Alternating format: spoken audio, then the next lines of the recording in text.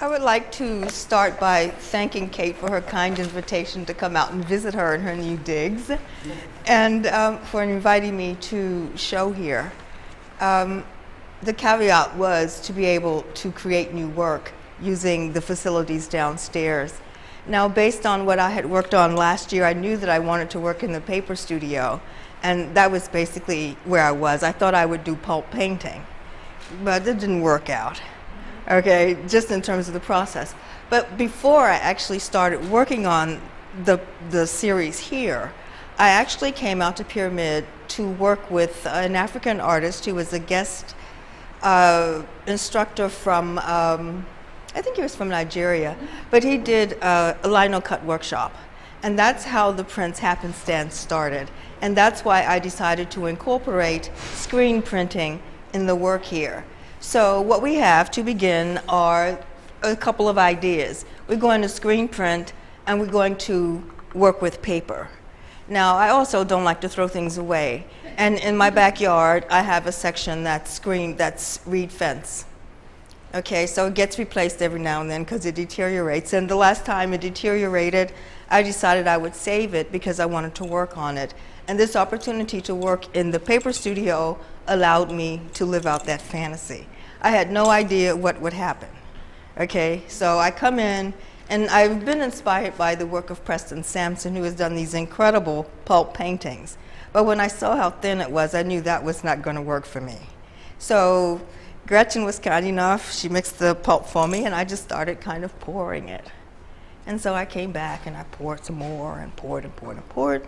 And finally, I decided, this is very interesting. And I came up with the idea as I was working that it was like whitewashing. It was the summer, I'm working on fencing. And in the summer, whitewashing used to be something that people did every year to kind of beautify the fence, you know, because you didn't want it to be all raggedy looking. So whitewashing used to refer to a thin veneer of lime mixed in water that was applied to fences in summer. It is now commonly used to mean obscuring the truth. Contemporary abstraction can be a shorthand depiction of real life driven by material and process. In this case, whitewashing deteriorating reed fence with paper pulp to conceal and highlight its flaws. A metaphor alluding to the nation's historic relationship with people of color.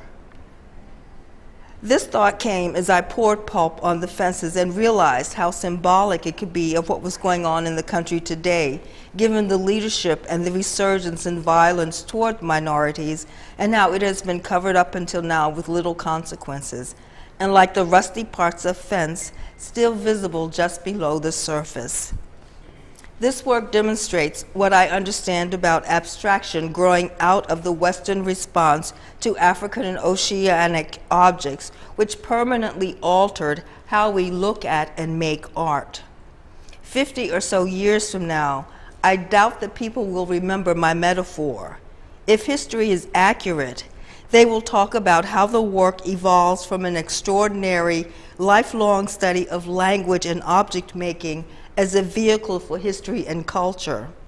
They will talk about blackstraction, the objectification of painting, and how it was finally recognized as a way of working, prompting scholars to reassess the trajectory of art history from about the time that Frank Stella delved into minimalism and Sam Gilliam draped canvas. Before this, historians did not acknowledge the influence or importance of the work of black artists on the American and worldwide canons.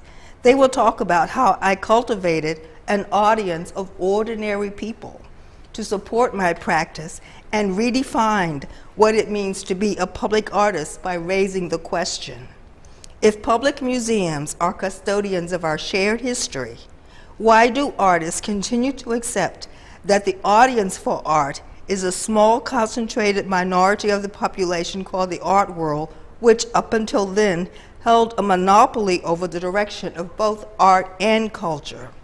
The support of ordinary people proved to be the linchpin to bring diversity to the art world, which, true to its form, absorbed the movement.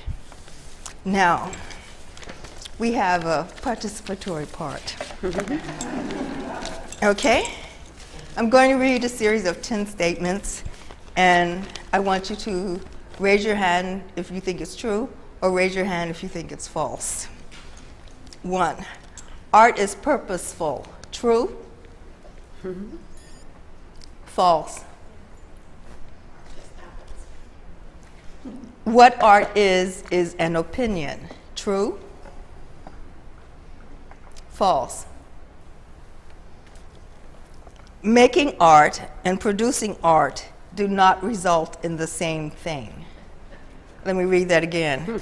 Making art and producing art do not result in the same thing. True or false? True.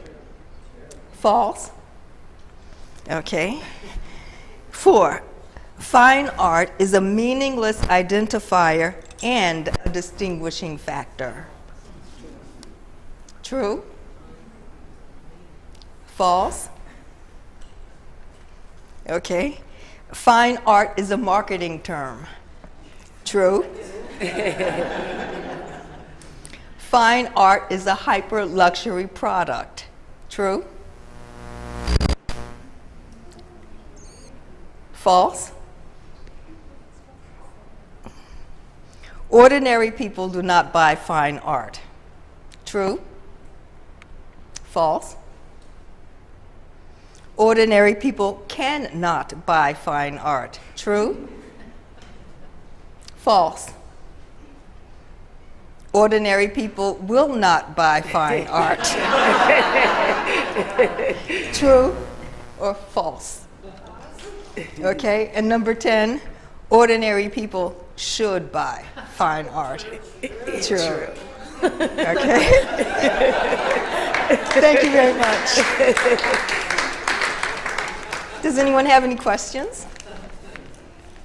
Sheila, why don't you go ahead and explain a little bit about Almost Human? Okay. Almost Human is a screened work. I worked on quilt batting. It was they were panels I had prepared with medium, okay, to limit the absorption of the padding. So when I started working on the screen prints, I decided that I would screen print these. Okay, and I just started black and white because I was not really interested in color at the moment. I was just screening black and white. And they just kind of happened. I wanted to incorporate the chords, and once I put the chords in, I looked at them and I saw the almost humanoid form in it. And as they were drying on my floor, I walked around them one day, because I was already going to call them almost human, just in terms of what the show was working out to be. And I thought that the whole idea of being able to walk around the pieces is the contemporary statement about the work and how it moves it from being simply a decorative item to something that is, I guess, has more depth and more intention in terms of history, in terms of the statement that it makes. Because if you put them on the wall in these beautiful white frames I have at home, then the meaning of the series of 12 pieces is kind of lost, because you're not walking around it and you're not observing the way that people of color are almost human and almost observed and always looked down on.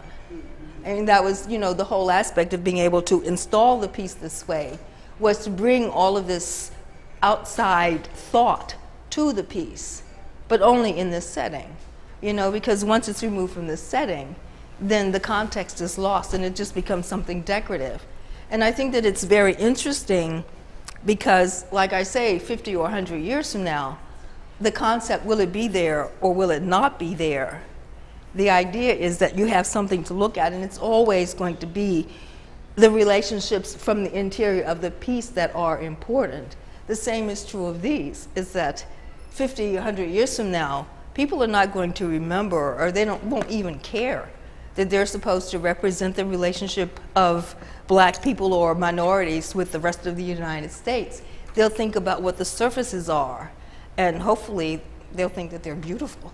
I mean, when I worked on the pieces, these pieces in particular, I realized that what's coming through for me at the end is the influence of all people, Anne Truitt. And that's because I spent a lot of time this spring looking at her work. And Anne talked about elevating color into three-dimensional space. And I think that on these pieces, I've been able to do that. I think that if you look at them, the color sits out, you know, and it really is kind of just floating in space. And that was not something I did consciously.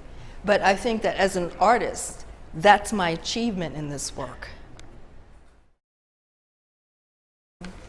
It's always, you know, just one step at a time and just moving forward based on where the work is leading me, as opposed to me leading the work. I start with an idea, but I allow the work to lead me where it wants to go.